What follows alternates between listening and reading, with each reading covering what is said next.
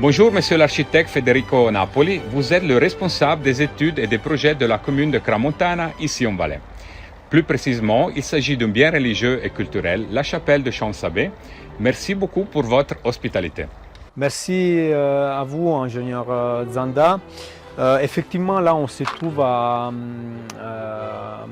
Corin, un village de Cramontana, et on est en face de la chapelle Champsabé.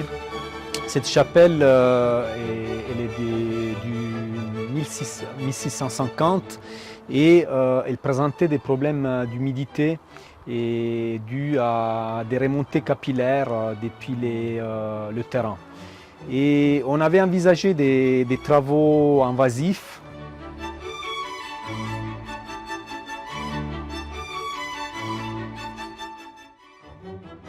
L'État du Valais, précisément le service patrimoine historique. Qu'est-ce que vous entendez, excusez, avec des travaux invasifs? Invasifs, c'était des travaux qui préconisaient l'ouverture de la façade nord et pour réaliser un drainage. Et du coup, on a abandonné cette idée, surtout parce que ça pouvait toucher la statique du bâtiment. Et on a fait appel à l'ingénieur Zanda pour ses services. Et voilà, et aujourd'hui on est là pour témoigner.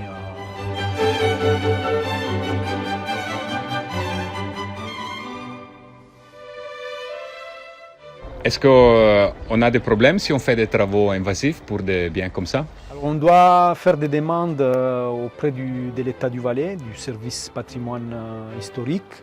Et en plus de ça, on doit faire vraiment très attention parce que c'est clair qu'on peut toucher à la statique du bâtiment et la plupart du temps,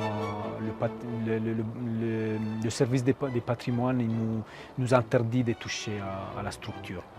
Donc c'est pour ça que si on arrive à trouver des solutions moins invasives, pour nous c'est l'idéal.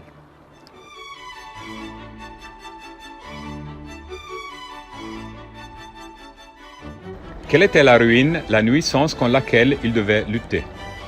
Mais la nuisance, c'est surtout par rapport à l'esthétique intérieure de la chapelle. Donc on devait chaque 2 ou 3 ans intervenir et refaire la peinture intérieure du bâtiment.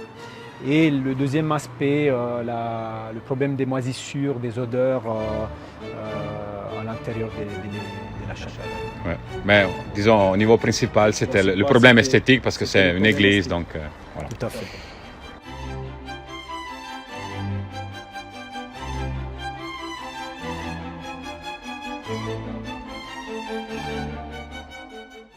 Quels ont été les résultats, le calendrier et le niveau de satisfaction obtenu suite à l'installation de la technologie murtronique pour restaurer les murs de l'église?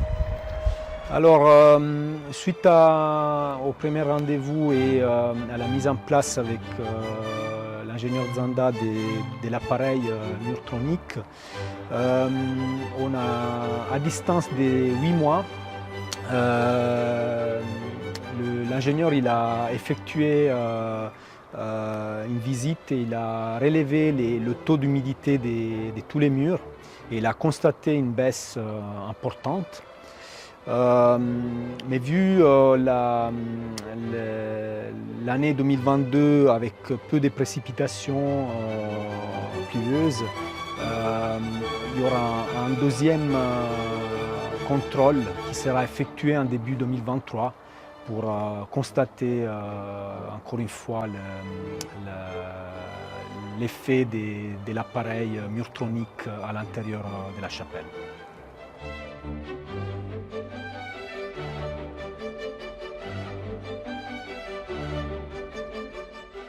Recommanderiez-vous l'installation de la technologie murtronique à vos connaissances, à des collègues des autres bureaux techniques des communes ou bien à des gens, à des connaissances privées? Alors oui, malgré au début il y avait un certain scepticisme par rapport à cette technologie, suite à l'installation de cet appareil dans la chapelle des Champsabé ici à Corin, Nous sommes très satisfaits du résultat à ce jour et nous envisageons aussi d'utiliser la même technologie dans d'autres bâtiments historiques situés sur le territoire de la commune de Cramontana.